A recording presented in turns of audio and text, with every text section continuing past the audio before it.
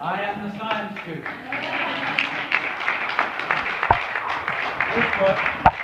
This was Bob Dylan's UK tour in 1965. He was already a major star, and I was desperate to see him perform. But I was a student, and I couldn't afford a ticket. So I talked my way backstage on the pretext of interviewing Bob Dylan for the college newspaper. Now, interviewing Bob Dylan was the last thing I wanted to do, because he had a terrible reputation for dealing with journalists. He hated journalists, he particularly hated UK journalists with some justification. And in fact, he had such a bad time with UK journalists, he decided he wasn't going to do any more interviews on that tour. And I knew that, so in asking for an interview, I felt very secure that I wasn't going to get one. But he called my bluff, and you saw what happened. And that whole tour was filmed, including my encounter with him, and released a couple of years later as a full-length movie called Don't Look Back.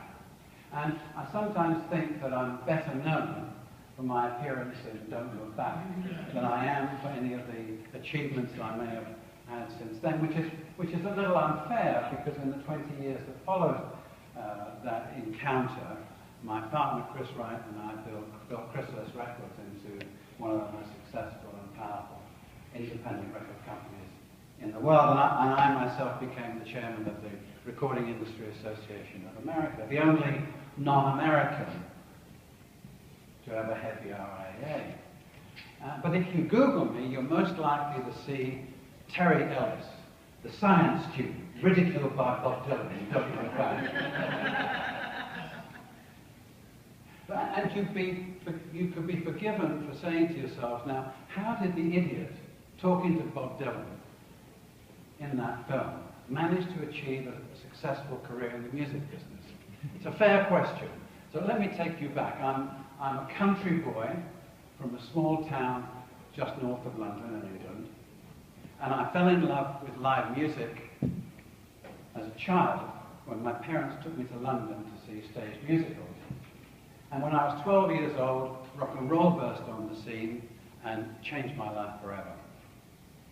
I went to university in the north of England, in Newcastle upon Tyne, which was a shipbuilding city about the same size as Cincinnati, Ohio. So I was a small town boy that went to the big city, and I did what small town boys do when they go to the big city. I went nuts. So in my first year at college, I studied girls, I studied beer, and I studied a little science. And at the beginning of my second year, I decided that there was more to college than this. So I went to the Students' Union. This is the Students' Union in Newcastle. And I talked to the president of the Students' Union, and I said, listen, I'm a good organizer. I want to get involved. I want to make a contribution. I want to get the full college experience. Give me a job. So he said, well, what kind of job? I said, anything. I don't want anything at all. So he said, well, listen, what do you know about pop music? I said, well, you know, I'm a fan. I think Elvis is God. But apart from that, I don't know anything about the professional side of things. Why do you ask? So he said, well, on a Saturday night, we put on entertainment in the union. And for years, we've had the college jazz band in one room and the local dance band in another room. And that's always been fine. But this year, the students want these pop groups. Now, this is 1963, which was the year of Beatlemania in the UK. So he said, the students want these pop groups. He said, I have no idea how to do that. And neither does my committee. Do you think you could organize it? So I said, well, I have no idea either. But I asked for a job. You've given me a job. I'll give it a try. So they made me social secretary of the Students' Union. There was a small ballroom in the union, and my job was to book a pop group in there every Saturday night. So I did some research, and I found that there was a very popular local group in Newcastle called the Alan Price Rhythm and Blues Combo. Here they are. And I went and found their manager, who was a man called Michael Jeffrey, who was the owner of the big club in Newcastle. And I arranged with him for the Alan Price band to come and play on the first two Saturday nights that I was in charge. And they were great. You know, they were playing American Southern blues. They played all night. I think I paid them £25, and it was a big success. We sold out both nights, and at the end of the second night that they played for me, the singer came to the front of the stage and said, "Thanks very much for being a great audience. But you're not going to be hearing much about us in Newcastle very much longer, because tomorrow we're going to London. We're going to try for the big time. So wish us luck, listen out for us, but from tomorrow we're going to change our name. So from tomorrow we're not going to be called the Alan Price Rhythm and Blues Combo, we're going to be called the Animals." So I had my first 2 nights in charge, first 2 Saturday nights in charge, I had the Animals playing for me. Wow. Not bad. So they'd gone down to London, so I had to look further afield, to Manchester, Birmingham, Liverpool, London, for bands to book. I had a very small budget, and I love blues bands. So I was able to book there were some really interesting English blues bands. One of my favorites was a band called Jimmy Powell and the Five Dimensions. This is Jimmy. Jimmy's the guy in the middle, a great blues singer, and there's the guy second from the left. He had a great band, Jimmy. The guy second from the left was his harmonica player. And the harmonica player was called Rod Stewart. And he did quite well. Another of my favourite bands was the Graham Bond Organisation. Graham Bond in front, he was played the Hammond organ, and another great blues voice. His saxophone player at the back, Dick Hextall Smith. And his bass player was called Jack Bruce, his drummer was called Ginger Baker. And they did quite well too. They met up with a guitarist called Eric Clapton and formed a group called Cream. As I say, so I had some great musicians who played for me. And I love blues bands, and I was also lucky enough to be able to book during that year a couple of great blues legends who toured the UK at that time, Memphis Slim and Little Walter. Wow. So it was a great year, it was a great success. Saturday night in the Union was a huge success on campus. I became a bit of a celebrity on campus. The most important thing was that it had brought me in touch with great musicians. And I'd become mesmerized by these musicians. And I used to stand at the side of the stage, watch these guys play in absolute awe of their talent. And I began to say to myself, you know, I want to be part of this world. I've been a successful student promoter. I wonder if there's a way that I can make a career in the music business. So at the end of my year, in the summer, my summer vacation, I went and worked for a booking agency in London and felt very comfortable in that environment. So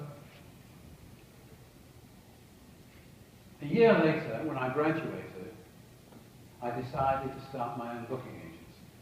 Now, I had no idea what a crazy idea that was.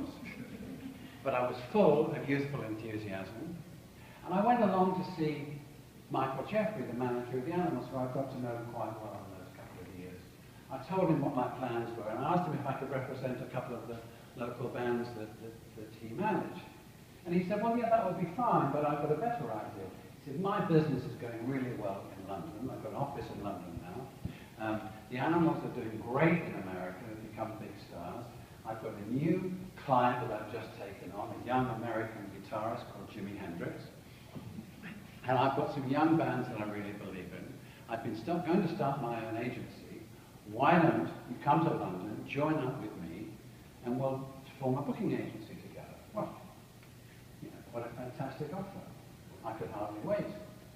But we needed a license to run a booking agency. And Mike said, let's get the license in Newcastle and operate the London office as a branch. Well, it didn't make any sense to me, but that's what he said. So I went along to the local police who issued the licenses. And I met with a really nice lady, police inspector. And I told her what I wanted. And she said to me, "Now, listen, son, you look like a really nice young man, well-educated, well-presented, good-looking, and I'm sure you're going to do really well. Let me give you a piece of advice. Don't start off in life, in business, with a man like Michael Jeffrey." Well, this was a bit daunting. I just started in business. I'm being warned off my partner by the police. It's not a good start. But honestly, I didn't have a choice. Michael made me an amazing offer. And off I went to London. We applied for the license in London. After some difficulty, we got it. The British music industry at that time was, it was, to be honest, a seedy little business. There wasn't very much money involved. And it was full of small-time operators who all wanted you to believe that they had gangster connections. And Mike was a bit like that. This is Michael Jeffrey. He was a bit like that. And you were never quite sure with Mike whether he had connections to the mafia or connections to the CIA or both. And he liked it that way. But I went to work, started to book my bands. I wasn't representing the Animals or Jimi Hendrix. I was representing the newer bands that Mike had. And to be honest, I had a really tough time. I came face to face with the fact that in a competitive business, youthful enthusiasm is just not enough. You need some power.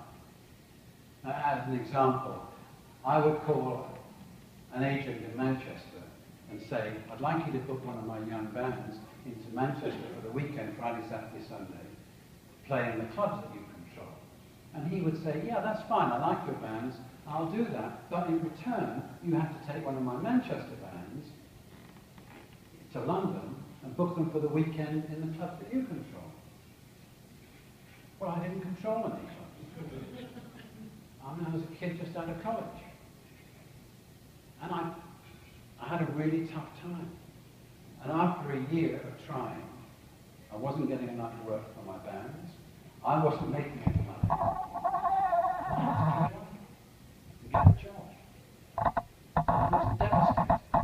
I found something I loved, something that I thought that I was good at, or thought I was good at, and I felt given a great opportunity, and I failed. And I just felt ashamed, and I wanted to run away. I even got the papers to apply to emigrate to Australia. I sort of run away as far as I could and hide. But I had friends in London who said, "Terry, listen, if it's something you really want, you've got to fight for it. So don't run away. Stay in London, get a job, and start something on a part-time basis that you can build up." So, of course, they were right, and I sort of dusted myself off, and I got a job. I was a systems analyst in a computer department in a light engineering firm in West London. So then I began to think of something I could do on a part-time basis. So I knew enough at this point to realize that as an entrepreneur, in a competitive world, you have to find something that you can do better than anybody else. And frankly, I only knew one thing. I knew about booking bands into colleges, because that's what I'd done. So I came up with this idea that I would start my own booking agency on a part-time basis, organizing entertainment for colleges. So I called myself the Terry C. Ellis Agency.